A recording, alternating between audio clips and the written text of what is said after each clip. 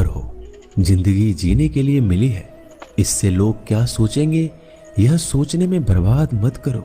किसी के बुरे वक्त में उसका हाथ पकड़ो, सहारा दो, उसे हिम्मत दो, क्योंकि बुरा वक्त थोड़े समय में चला जाएगा, लेकिन वह आपको दुआ जिंदगी भर देता रहेगा। मनुष्य सुबह से शाम तक काम करके उतना नहीं थकता जितना चिंता और क्रोध के एक क्षण में थक जाता है। संबंध परमात्मा से अच्छे बना लो तो तुम्हें किसी की जरूरत नहीं पड़ेगी, तुम खुद सबकी जरूरत बन जाओगे। सलाह देने तो हजारों आते हैं, लेकिन जब साथ देने की बारी आती है तो केवल भगवान आते हैं। जीतने के बाद तो सारी दुनिया गले लगाती है, क्योंकि जो आज आपके साथ है वह कल आपके खिलाफ हो सकते हैं।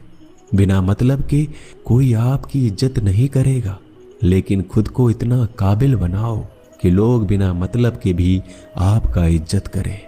भगवान कहते हैं सोने से पहले तुम सबको माफ कर दिया करो, और तुम्हारे जागने से पहले मैं तुम्हें माफ कर दूंगा। भगवान ऑक्सीजन की तरह है जिन्हें आप देख नहीं सकते, लेकिन उसके बिना आप रह भी नहीं सकते। कोई और तुम्हारी मदद नहीं कर सकता, अपनी मदद स्वयं करो। आप खुद के सबसे अच्छे मित्र हैं और सबसे बड़े दुश्मन भी।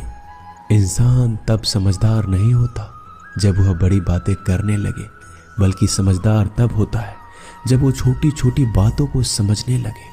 आप किस समय सही थे इसे कोई याद नहीं रखता, लेकिन आप किस समय गलत थे ये सब याद रखते हैं। सब दुख दूर होने के बाद ही मन प्रसन्न होगा, यह आपका भ्रम है। मन प्रसन्न रखो, सब दुख दूर हो जाएंगे, ये हकीकत है। किसी भी व्यक्ति की कोई भी बात बुरी लगे तो दो तरह से सोचो। यदि व्यक्ति महत्वपूर्ण है तो भूल जाओ, और बात महत्वपूर्ण है तो व्यक्ति को भूल जाओ। रिश्तों का संबंध सिर्फ रक्त से नहीं होता, जो मुसीबत में हाथ थाम ले उससे बड़ा कोई रिश्ता नहीं होता। भगवान कहते हैं तुम सब कुछ मुझे सौंप दो, सारा दर्द परेशानी, और बिल्कुल हल्के होकर मुझे याद करो।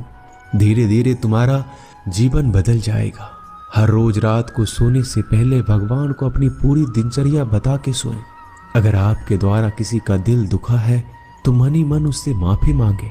अगर आपका किसी ने दिल दुखाया है तो उसे माफ करके सारी चिंताएं भगवान को सौंप कर सो जाए। यकीन मानिए इससे आपकी जिंदगी खुशनुमा बन जाएगी। क्रोध बोला हुआ एक शब्द इतना जहरीला हो सकता है कि आपकी हजार प्यारी बातों को एक मिनट में नष्ट कर सकता है। सबको हंसाना लेकिन किसी पर भी हंसना मत। सबके दुख बांटना लेकिन किसी को दुखी मत करना। सबकी राह में दीप जलाना लेकिन किसी का दिल जलाना मत। यही जीवन की रीत है, जैसा बोओगे वैसा ही पाओगे। दुआएं और प्रार्थनाएं असंभव को भी संभव बना देती है। ईश्वर को ना हमारे तन की जरूरत है ना धन की, उसको तो बस पवित्र मन की जरूरत है। इसलिए वो हमें कुछ भी छोड़ने के लिए नहीं कहता, बस कहता है बच्चे मन से विकार छोड़ो, गंदे विचार छोड़ो। जो आने वाला है वो हमेशा गुजरे हुए कल से बेहतर होगा। यही एक सोच आपके जीवन में कभी निराशा नहीं होने देगी। झूठ कितना अजीब है, खुद बोलो तो अच्छा लगता है, दूसरे बोले तो गुस्सा आता है। खुशियां चाहे किसी के साथ भी बांट लो, पर गम हमेशा भरोसेमंद इंसान के साथ ही बांटना चाहिए। जीवन में समय चाहे जैसा हो, परिवार के साथ रहो तो सुख बढ़ जाता है, दुख हो तो बढ़ जाता है। सच्चा मित्र वही है जो उस समय में भी आपके साथ खड़ा हो जब सारी दुनिया आपके खिलाफ हो। आपके पास जितना भी है उसके लिए बार बार दिल से धन्यवाद कहें, हर वक्त कहें। यकीन मानिए जितना भी है वो जल्दी कई गुना हो जाएगा। प्रार्थनाएं और ध्यान इंसान के लिए बहुत जरूरी है, क्योंकि प्रार्थना में भगवान आपकी बात सुनते हैं और ध्यान में आप भगवान की बात सुनते हैं। श्री कृष्ण से कितना कुछ छूटा, पहले माँ छूटी, फिर पिता छूटे, फिर जो नंद किशोर मिले वो भी छूटे, संग साथी छूटे, राधा भी छूटी, गोकुल छूटा, फिर मथुरा छूटा। श्री कृष्ण से जीवन भर कुछ न कुछ छूटता ही रहा।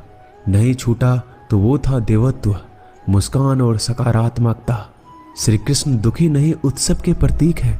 सब कुछ छूटने पर भी कैसे खुश रहा जा सकता है, ये श्री कृष्ण से अच्छा कोई नहीं सिखा सकता।